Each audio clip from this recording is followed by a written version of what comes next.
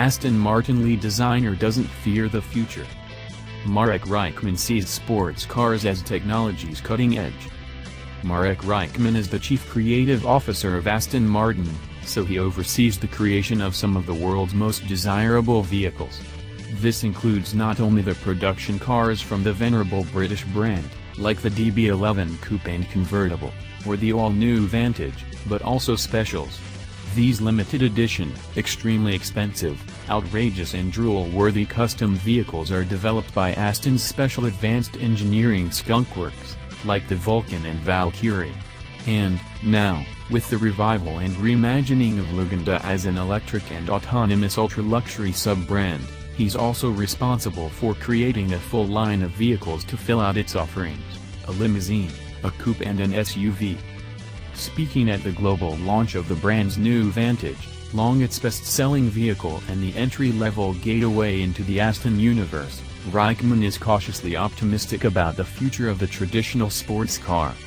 In part, because he believes that some humans will always crave speed and feel.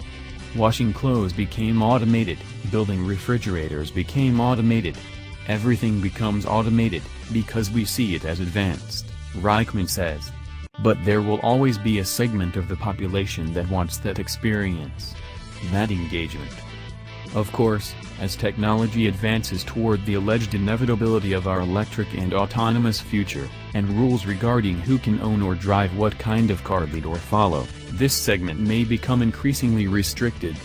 Reichman lives in Oxford, England, which will become the first city in Europe to completely ban carbon-emitting vehicles in the start of the next decade, so he is well aware of these impending changes. At the high performance end, it might become the province of the rich, who will need private spaces to use these vehicles, he says. But what will happen with the Morgans or the Lotuses of the world, the more accessible brands? There may still be a place for them. This sense of possibility stems from Reichman's belief that the next generation can hold simultaneously divergent ideas.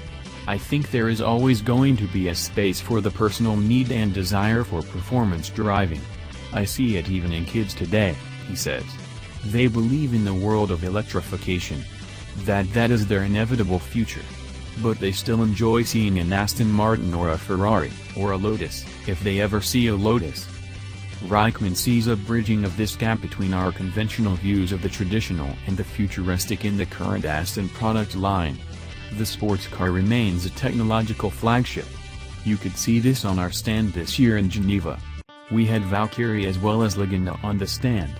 These two cars represent the ultimate in technology advancing the naturally aspirated internal combustion, and the ultimate in technology advancing electrification and autonomy, he says.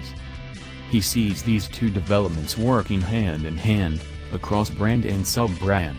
You don't have to be a scientist to know that Lagonda can inspire and influence Aston Martin. The same factory where the car will be built will also be where we make the new DBX crossover. Moreover, Reichman hopes to see these two streams align in the design and execution of the Aston product portfolio, especially within the category of traditional performance vehicles. Sports cars haven't yet taken advantage of the benefits of electrification. With batteries, I'm surprised that there isn't different forms. I think people haven't been brave enough, Reichman says.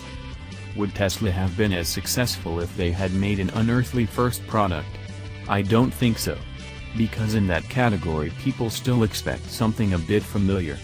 But I think that Valkyrie will help. It's a completely different form. Something experimental, and unnatural.